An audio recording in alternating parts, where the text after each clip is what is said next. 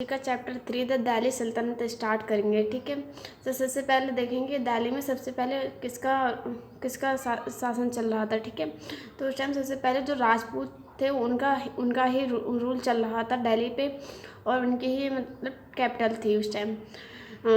और जो तोमर राजपूत तोमर राजपूत सबसे पहले रूल कर रहे थे दिल्ली को। फिर इनके बाद चौहान ने मतलब इन लोग को डिफीट किया।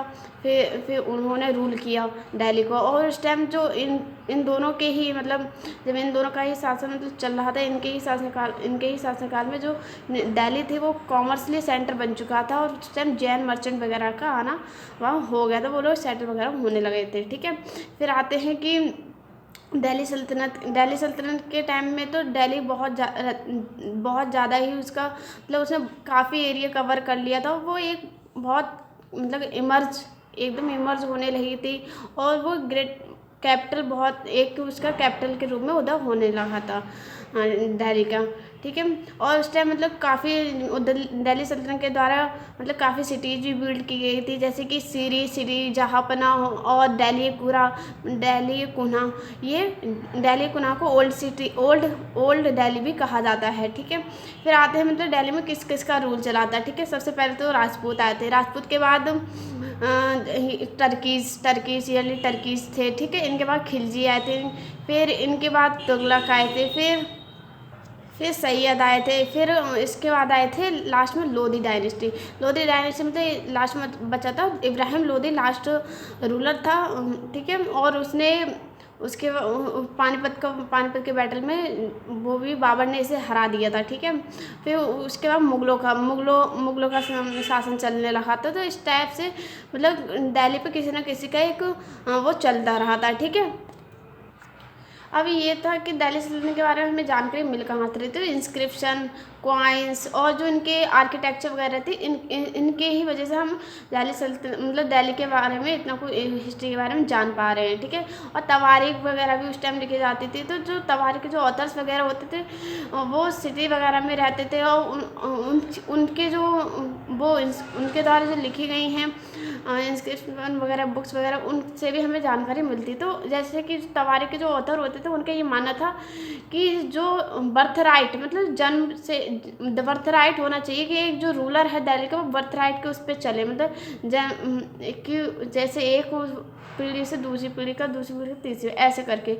और ये भी था कि जैसे कि और जेंडर डिस्टिंक्शन फीमेल मतलब को रूल नहीं कर सकती, एक मेल ही मतलब रूल करेगा उस टाइम, ये भी मानना था।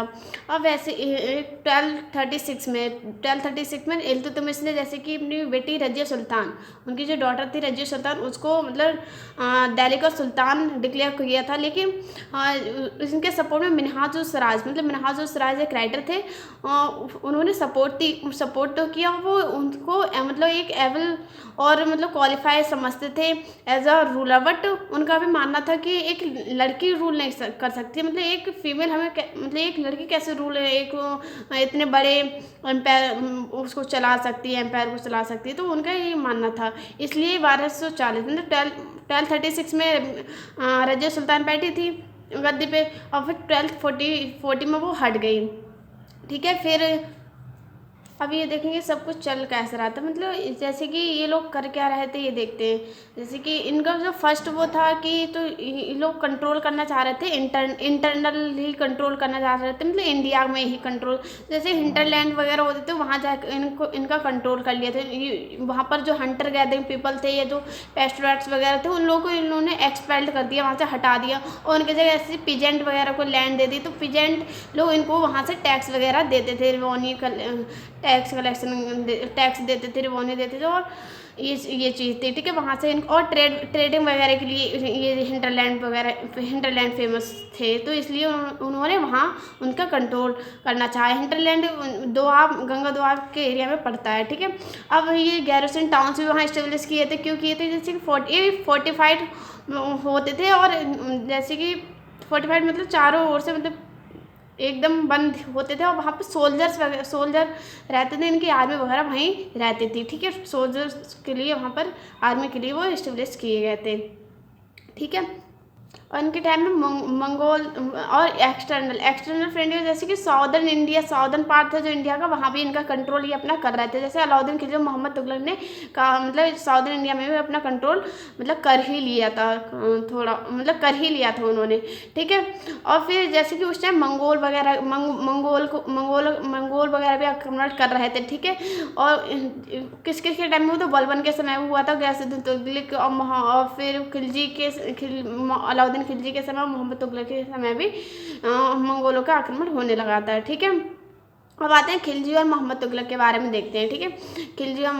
खिलजी जैसे कि खिलजी वगैरह में देखते हैं, जैसे कि अब दिल्ली बहुत ज़्यादा वास्ट एरिया कवर करने लगी थी, तो ये भी मानना था कि अब जैसे कि इनके लिए गवर्नर वगैरह की भी ज़रूरत थी। गवर्नर तो इन लोगों ने जैसे कि लैंड ऑनर्स होते थे मतलब, और जो सामंत वगैरह थे इन लोगों को अपॉइंट नहीं किया। इनके जगह जैसे कि इल्तुतमिश जैसे कि अपने सबसे ज़्यादा बिलीफ स्लैब्स वगैरह पे किया करता था, जो स्लैब्स पे किया करता था, क्योंकि उनके वो ये मानते थे कि वो उन पे ज़्यादा भरोसा करते थे अपने स्लैब्स पे, ठीक है। तो यही चीज़ खिलजी और तुगलक ने भी अपनाई, और इन जो स्लैब्स थे उनको बंदगांव कहा जाता था फारसी में, ठीक है। और जो बंदगांव होते थे वो अपने जैसे कि अपने उत्तराधिकारी पर भी इतना वो बिलीव नहीं करते थे जितने अपने मास्टर कौन होते थे, जो इनको मतलब मतलब जैसे इल्तुतमिश है, कुतुबुद्दीन ऐबक था, और कुतुबुद्दीन का जो गुलाम था वो इल्तुतमिश था। तो इल्तुतमिश का जो मास्टर था वो कुतुबुद्दीन ऐबक था। तो ये जो इल्तुतमिश सबसे ज़्यादा बिलीव करता था वो अपने मास्टर पर बिलीव करता था, ठीक है। तो यही चीज़ किसने फॉलो की, खिलजियों ने और तुगलक ने, मोहम्मद तुगलक और अलाउद्दीन खिलजी ने भी जो गवर्नर अपॉइंट किए थे वो अपने स्लैब से अपॉइंट किए थे, और उन पर भी वो भरोसा करता था, ये चीज़ थी। और जैसे कि कुछ जगह जैसे कि उस टाइम जैसे और जो खिलजी लोग थे उन्होंने जैसे कि सामंत वगैरह अपॉइंट कर रखे थे, लेकिन ये चीज़ वो लोग टैक्स कलेक्शन किया करते थे, ठीक है। लेकिन अलाउद्दीन खिलजी ने इसका मतलब वो उसको ये पसंद नहीं था, तो उसने जो सारा कंट्रोल था वो अपने अंडर में ले लिया, क्योंकि कहीं ना कहीं जो सामंत वगैरह अरिस्टोक्रेट थे ये कहीं ना कहीं बेईमानी कर रहे थे उस तरीके से। और जैसे कि उस टाइम मतलब एकता जैसे कि एक मिलिट्री कमांडर अपॉइंट किए जाते थे, उनके अंडर में टेरिटरी रखी जाती थी, तो उस टेरिटरी मतलब जो लैंड होती थी उसका जो ऑनर होता था, मतलब उस लैंड को तो इक्ता कहते थे, लेकिन उसका जो ऑनर होता था उसे इक्तेदार कहा जाता था, ठीक है। ये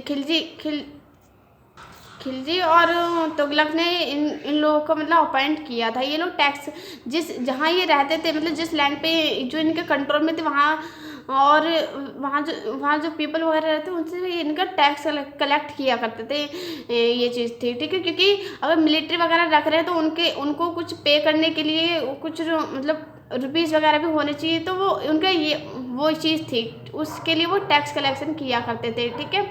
अब जैसे कि अब आ गया था 16वीं सेंचुरी का टाइम आ गया था। उस टाइम 16वीं सेंचुरी के टाइम में बाबर जो लास्ट इनकी जो डायनेस्टी थी लोधी डायनेस्टी का इब्राहिम लोधी, वहाँ वॉर हुआ था 1526 में, पानीपत का युद्ध बोलते हैं, पानीपत का वॉर, ठीक है।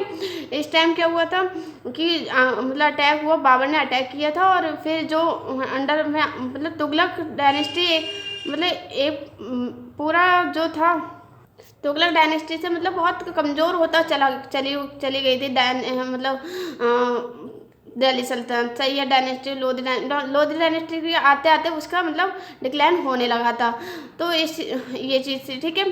फिर बाबर ने अटैक किया था, फिर उस टाइम फिर मुग़लों का वो आ गया दिल्ली में, मुग़ल शासन करने लगे।